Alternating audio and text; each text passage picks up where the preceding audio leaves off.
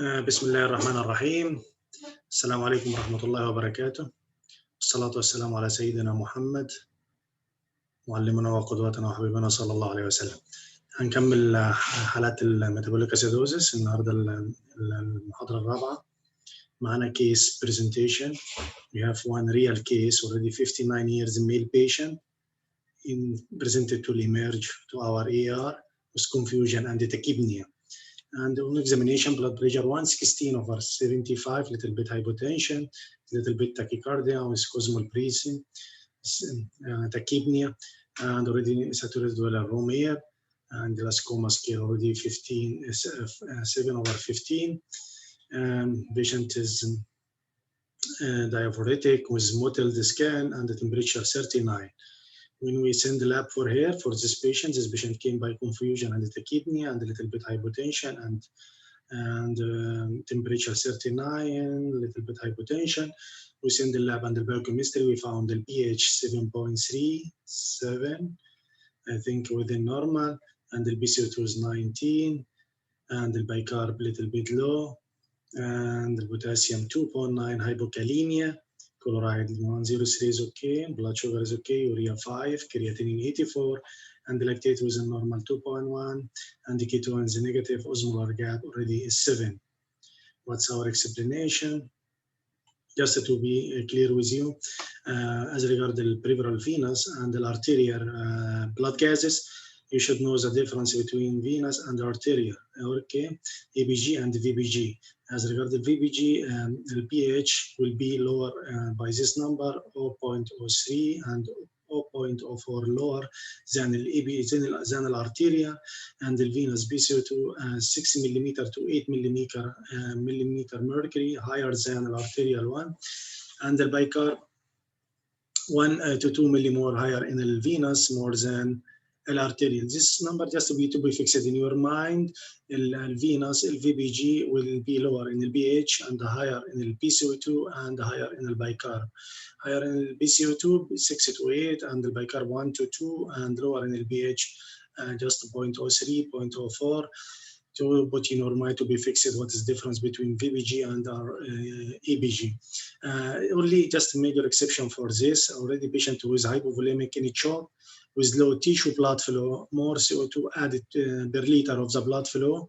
In the venous side, the BCO2 rise more than 8, and the pH fall more than this 0.04, and this more than 8. If the patient in hypovolemic or septic shock, should not rely on the VBG. Don't rely on the patient septic shock on the VBG. We need ABG to give you accurate measure for the BCO2 and the pH for this patient. What is our diagnosis for our patient? The pH, as we said, 7.37 is normal, and the bicarb is 11 with anion gap is 24. Bicarb 11, acidosis with anion gap is 24. This is likely more than 12 already. This is give you a picture of high anion gap metabolic acidosis, and the BCO2 is 19, lower than the expected for bicarb, and fall by around 13. This is the delta bicarb. Expected BCO2 around 15 to 16, and they already give us BCO2 here is 19. BCO2 just normal 40 minus our measured already, and they give you the difference here, delta BCO2 around 21, more than 16. This means our patient is also with respiratory alkalosis. Regarding the BCO2, we have now high anion gap metabolic acidosis and respiratory alkalosis for our patient, because the expected BCO2 around 15 to 16 and the measure is 19. The measure 19 and the expected is lower than the measured. This means our patient with respiratory alkalosis with this high anion gap metabolic acidosis. What's your differential diagnosis? When I have a patient with this picture of metabolic acidosis and the expected BCO2 less than the measured, not more than the measured. Less than the measured means alkalotic. This was respiratory alkalosis. What is put in your mind? What is differential diagnosis? And we'll see what is the cause of high anion gap metabolic acidosis with respiratory alkalosis.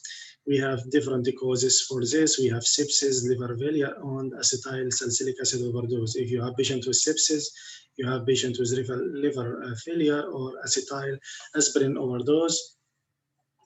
Here in the sepsis, the mechanism basis of respiratory alkalosis, which stimulate ventilation from endotoxin, and lactic acidosis due to shock on tissue hypoperfusion that lead to high anion gap metabolic, and this stimulated ventilation from endotoxins, and this high anion gap from lactic acidosis due to shock. When we discuss this lactic acidosis case, already we discussed in the previous presentation or video. And the liver failure from where respiratory ventilation, high level of progesterone will stimulate the ventilation, and high anion gap for liver failure type B, beta lactic acidosis we discussed already, because the liver failed to metabolize the lactate. We discussed also this in the previous presentation. Aspirin overdose, salicylate already will stimulate respiration. Your patient will be tachypnea. And as regard the high anion gap metabolic acidosis directly from salicylic acid, this acid already will do this high anion gap metabolic acidosis. We already mentioned before what is your differential diagnosis. If any patient with high anion gap, the salicylic acid directly is the one cause.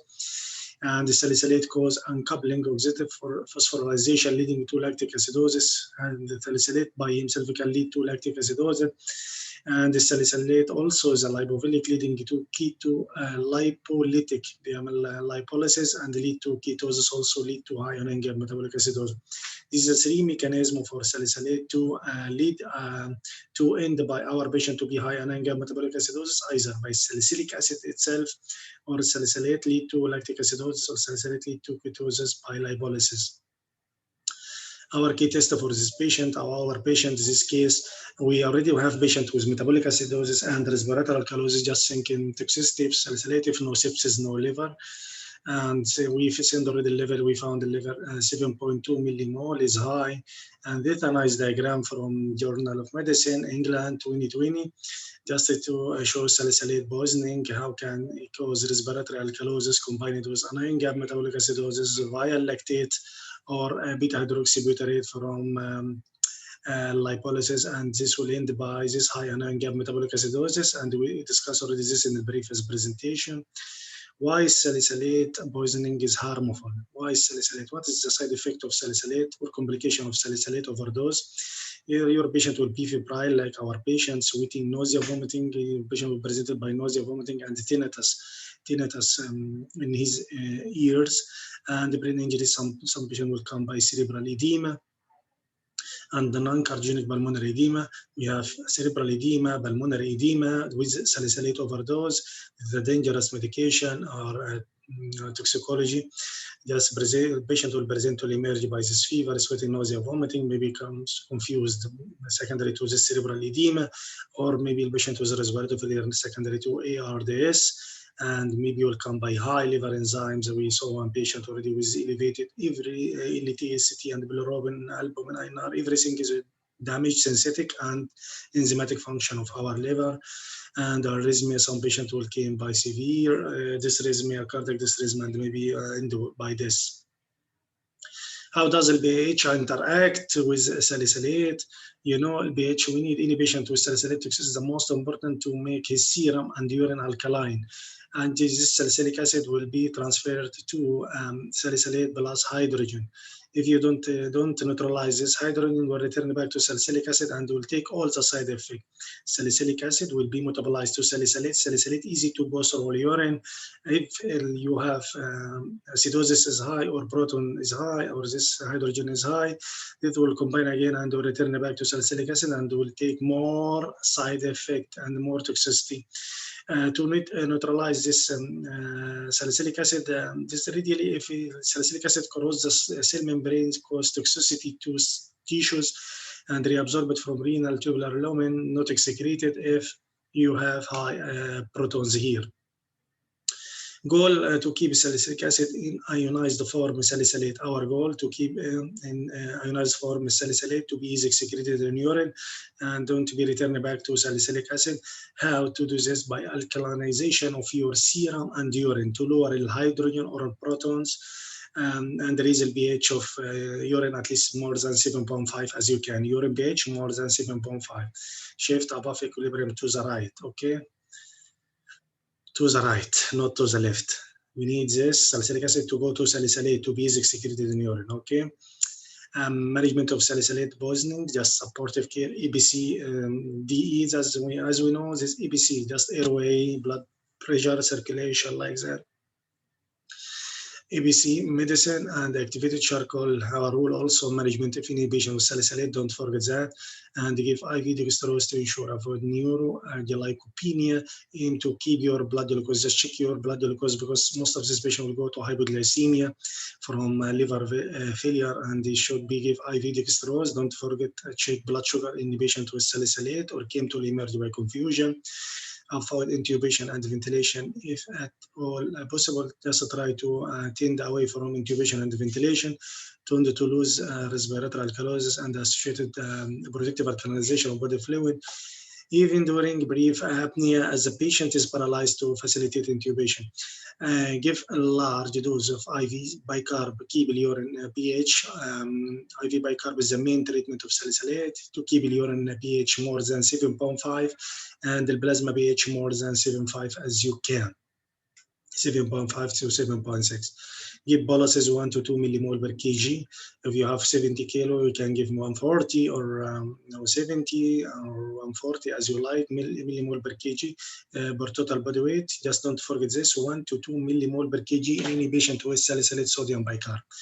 And continue infusion isotonic bicarb. You know what means by isotonic bicarb? Just to know, when I ask you to give any patient isotonic bicarb, especially our patient with CKD or chronic kidney disease, isotonic bicarb means I bought around 850 ml D5 water, dextrose, plus 150 millimole sodium bicarb or milli equivalent sodium bicarb. Millimole, milli equivalent, same, don't be confused. We have now 1 liter D5 water. I will take 150 from this 1 liter, remaining from dextrose around 850. I will add this 150 I remove from dextrose from 1 liter. I will add 150 milli equivalent sodium bicarb. This will be equal isotonic bicarb. This means dextrose 850 ml plus 150 millimole or milli equivalent sodium bicarb. This means isotonic bicarb. And continue as isotonic infusion, hemodialysis for patients with severe toxicity or very high salicylate level. If you're a patient with severe toxicity and with end-organ damage and with very high salicylate level, even level more than 6.5 or 7.2, and if more than 5.8 or 6.5 millimole per liter with acute kidney injury or CKD, now our target to dialyze any patient with salicylate, indication of dialysis and salicylate poisoning, and regard our guidelines 2015 annual emerging medicine, salicylate level more than 6.5 or 7.5 or 7, 6.5 to 7. This is our target. If we can decrease this target to 5.5 or 6.5 if you have acute renal injury or renal insufficiency. Our target 6.5, 5.5 if renal insufficiency. If severe acidosis or acidemia, pH less than 7.2, if your patient with cerebral edema and CNS changes, altered mental status, seizure, coma, suspected cerebral edema, or new hypoxemia, just like ARDS, acute respiratory distress syndrome, that will interfere with administration of IV fluid, special IV, sodium bicarb. I can't give IV sodium bicarb with patient with heart failure or patient with congested lung or ARDS, because this will deteriorate his condition. Failure to respond to standard care. If you are given all this and the patient deteriorated with you, just please start dialysis. Stop dialysis. When to stop dialysis? If you have clinical improvement in salicylate level less than 1.5, 1.4. And I need you just to will start 6.5, 5.5 if I have renal insufficiency, 6.5, 5.5 millimole per liter, and I will stop less than 1.5, 1.4. To be easy for you, okay? Case 2, I hope this salicylate case will be easy for everyone to deal and to manage, and I hope the message clear for this case. Second case, we have patient presented to emerge 37 years, woman, type 2 diabetes, alcohol use disorders. This patient already in sitagliptin, just complain of blurred vision and coma, take care. Patient 37 is young and they complain of blurred vision. What do you think in your mind with blurred vision? And we'll see. This blurred vision is the key of diagnosis of your case, and it came by glaucoma scale 3/15, severely comatose. And this patient 130/80, a little bit is okay. Pupil fixed dilated, take care. This is the other key. Blurred vision, pupil fixed dilated. This is the second key. MRI findings suggest necrosis of putamen in our brain stem, and this is the third key. We have 3 keys now, or 4 keys: blurred vision, coma, and this glaucoma score, and this pupil, dilated pupil, and this necrosis in putamen in our brain stem. And this is the 3 key for your patient. When you send ABGs, or you should send any patient comatose, you should send all electrolytes, biochemistry, and ABG. ABG came by 6.7, is low acidemia. BCO2 is not as too high, 37 is low, also in the same direction, a little bit within normal. And bicarb already severe acidosis, potassium, sodium, chloride, glucose around 20 is high, 20 millimole. And urea is okay, creatinine is okay, lactate little bit high, 9, ketones is negative, not DKA, salicylate is negative, not salicylate. What do you expect with patient with blurred vision came to emerge with coma with severe metabolic acidosis? And I think is high anion gap too. This patient pH, as we said, 7.2, acidemia, and bicarb like that, severe 4.8, severe metabolic acidosis. BCO2 37, and this lower than far than the expected. This was combined with respiratory acidosis. This if you expected lower than this, and this already came more expected. This already expected more than this, and this combined with respiratory acidosis. We have high anion gap with respiratory metabolic acidosis and with respiratory acidosis. And the anion gap came 29. Okay, we have high anion gap now, and the lactate also is high, but not high enough to explain this rise in anion gap. Now, our clue, as we mentioned, blurred vision, normal blood pressure, and coma, and this high anion gap, and also with respiratory acidosis. Okay, we'll calculate the osmolar gap. The osmolar gap already came around. And osmolar gap, just will calculate the serum osmolarity with minus measured osmolarity. And calculated osmolarity, don't forget 2 في الملح زائد البن زائد السكر. 2 salt plus urea plus glucose. If you will use milligram per deciliter, I will divide the urea by 2.8 and the glucose by 18.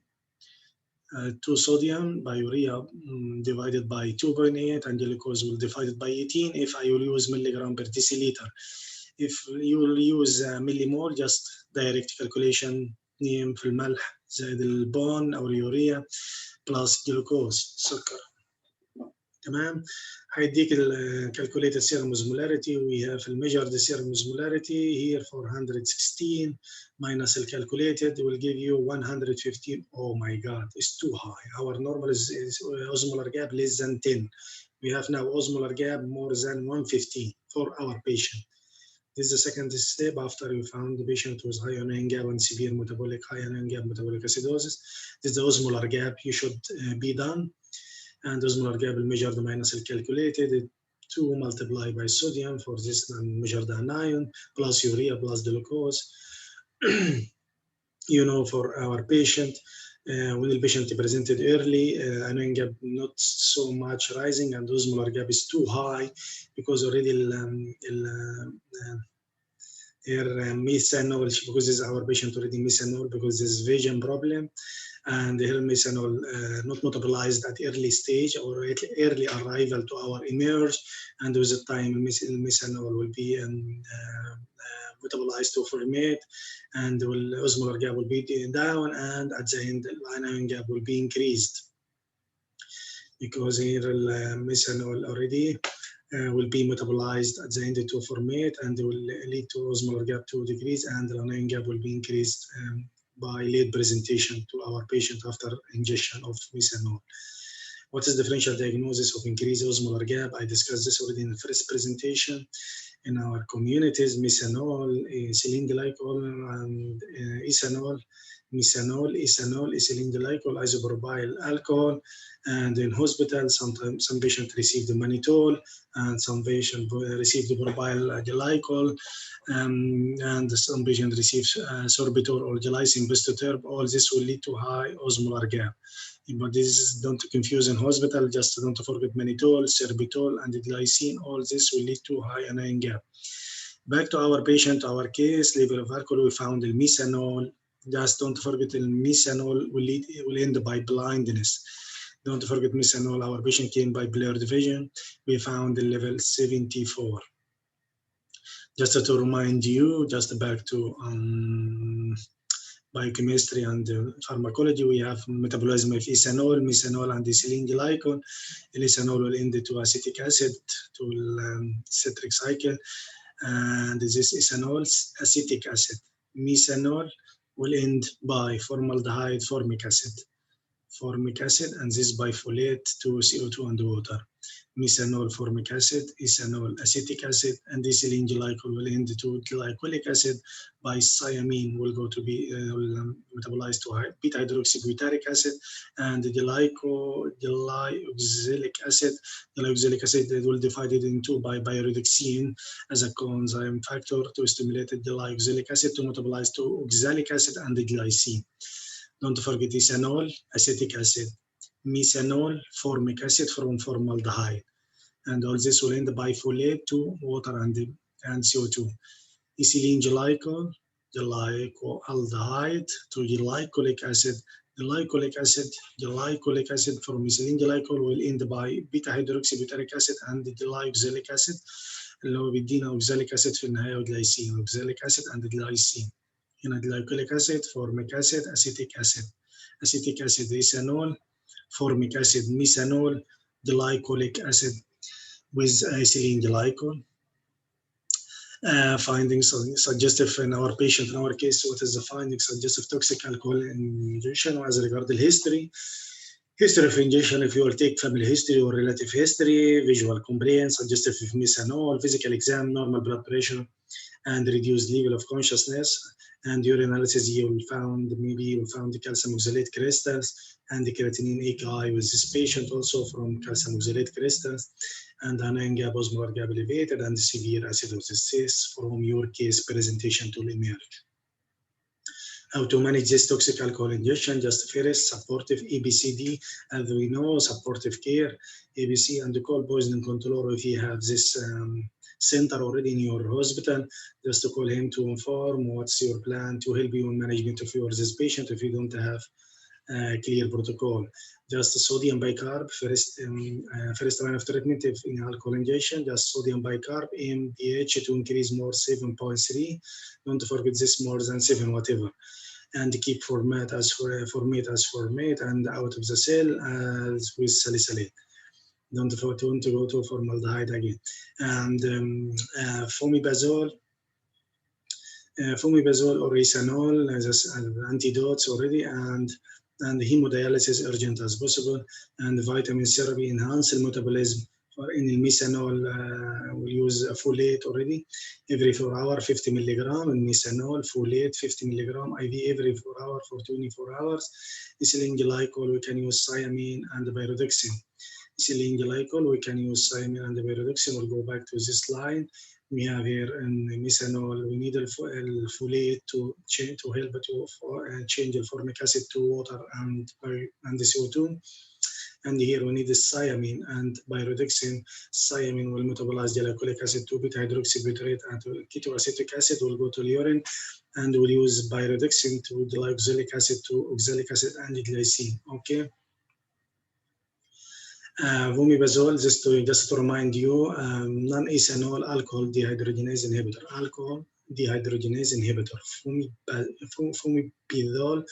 Fomepizole, this alcohol dehydrogenase inhibitor, non-ethanol. Expensive, but now the standard therapy is a standard line of therapy. Dosing, how to remember dose 15 milligram bolus, then 10 milligram IV every 12 hours for 48 hours, then 15 milligram per hour milligram per kg every 12 hours. Okay. It does again 15 milligram IV per kg, 15 milligram per kg IV bolus, 15 milligram per kg IV bolus, then 10 milligram per kg IV every 12 hours over 2 days, then 15 milligram per kg everything per kg, 15 milligram per kg, then the maintenance 10 milligram per kg every 12 hours for 2 days, then 15 milligram again per kg is the first dose of bolus every 12 hours. Vomipizole induce its own metabolism on dialysis, increase the frequency because it is dialyzable already. And this region, just to keep in your mind, if you face any patient like that, how to can adjust the dose on dialysis, you can read this. And this also from England Journal Medicine, already 2009, vomipizole indication in ethylene glycol and methanol. And this in ethylene glycol level more than 20 milligram per deciliter, and same in methanol more than 20. And this same, I think, is if you documented recent history of injection, large amount, toxic amount of ethylene glycol and osmolar gap more than 10. And the same here, if you documented in history of injection more than large amount of methanol with osmolar gap more than 10. And here's the standard criteria to start if you suspect ethylene glycol pH is low and the CO2 is low and osmolar gap is high and oxalate crystalluria. When you are taking your sample under microscope, you will see a clear oxalate crystal under the microscope. And here we, as we mentioned before, pH is low and the serum carbon dioxide less than 20 and osmolar gap more than 10. This is a vomipizole indication in ethylene glycol and methanol intoxication. When to stop vomipizole, all of these three, just a level less than 20, or this in general a level less than 20 milligram per deciliter. In general, with methanol less than 6 and ethylene glycol less than 3. If level less than 20, what means less than 20 with methanol if less than 6 and this less than 3 with ethylene glycol, and the patient totally asymptomatic, pH is normal, we can stop vomipizole at that time. Indication of hemodialysis in methanol and ethylene glycol, high anion gap metabolic acidosis, This is one indication. If you have end organ dysfunction, methanol lead to visual changes and ethylene glycol leading renal failure. The patient can't see by my eyes and he looks a drinker and the alcohol intake, just thinking methanol and ethylene glycol lead to renal failure, acute kidney injury, and the patient with a history of drinking, deteriorated his vital signs despite supportive care. You are doing everything and the patient deteriorated, you should start dialysis. And high level is methanol less than 15, and this is controversial already. If you have methanol more than 15, stop when less than 6, and ethylene glycol more than 8, and stop if less than 3. This is our indication to start dialysis for any patient in methanol and ethylene glycol. And this, when you suspect methanol poisoning, this is chart you can read and you can go through it and for more clarification. And when you need to start dialysis, the other indication, and you can go through this algorithm and you can read if you need just in one slide to summarize all the previous we discussed. And this is our reference, and thanks for our Professor Dr. Martin Schreiber for explanation and clarification by his presentation. And this reference also, just if you need to read more details about this case. وأخيرا نسألكم الدعاء بالتوفيق والسداد، ولا تنسوا دائما الصلاة والسلام على حبيبنا محمد صلى الله عليه وسلم، والسلام عليكم ورحمة الله وبركاته، ونلقاكم في فيديو قادم بإذن الله في الميتابوليك أسيدوزيس لغاية ما ننهي كل حالات الميتابوليك أسيدوزيس بإذن الله. ونترككم في رعاية الله وحفظه. السلام عليكم ورحمة الله وبركاته.